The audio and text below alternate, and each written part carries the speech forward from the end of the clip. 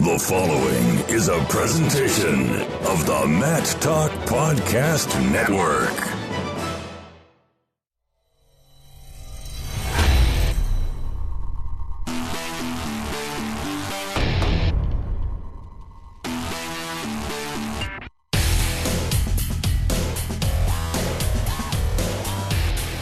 Here, continuing with our Philadelphia Eagles press conference, now talking to Elijah Qualls. Big sporting event coming up this weekend, but maybe not the one you're playing in. Number 1, Penn State. Number 2, Ohio State college wrestling. Who do you got?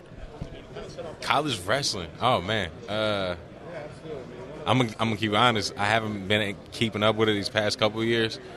But I actually wrestled in high school and low-key wanted to in college. And I know when I was coming out, Penn State actually had a really good program.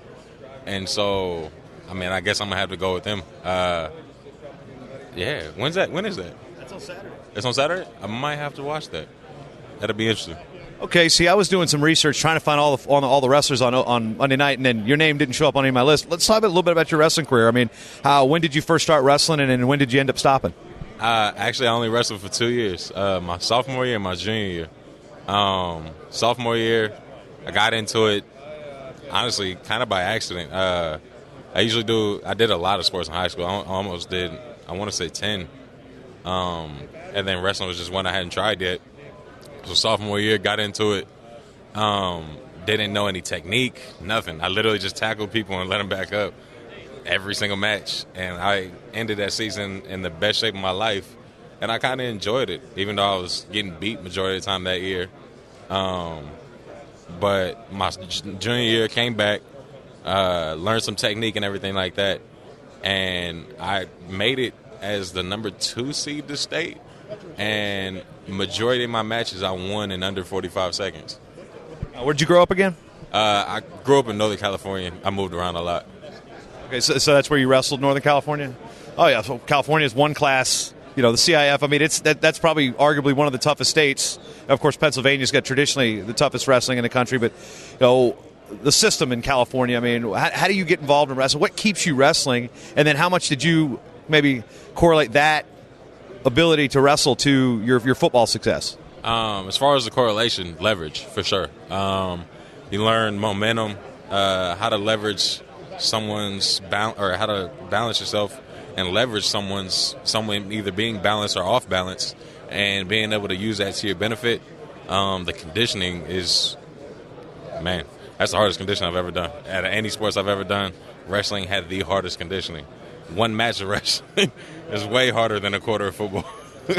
And so it's just, just a lot of it actually correlated, especially once I transitioned to playing defensive line, because I was actually running back in high school.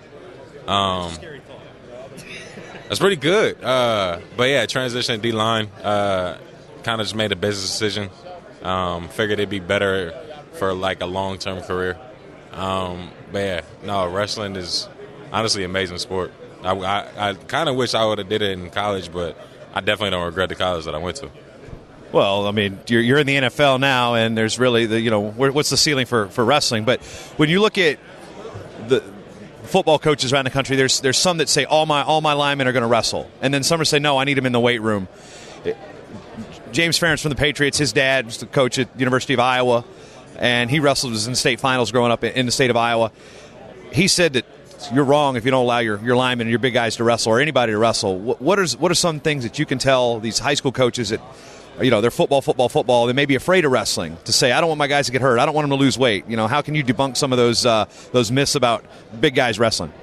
I mean, as far as getting hurt, you can get hurt doing anything. You can walk down the street, fall off a curb, and anything can happen.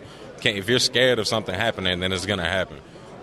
You can't live life with fear, or else that's going to get to you. As far as losing weight, I mean, who doesn't want to lean out?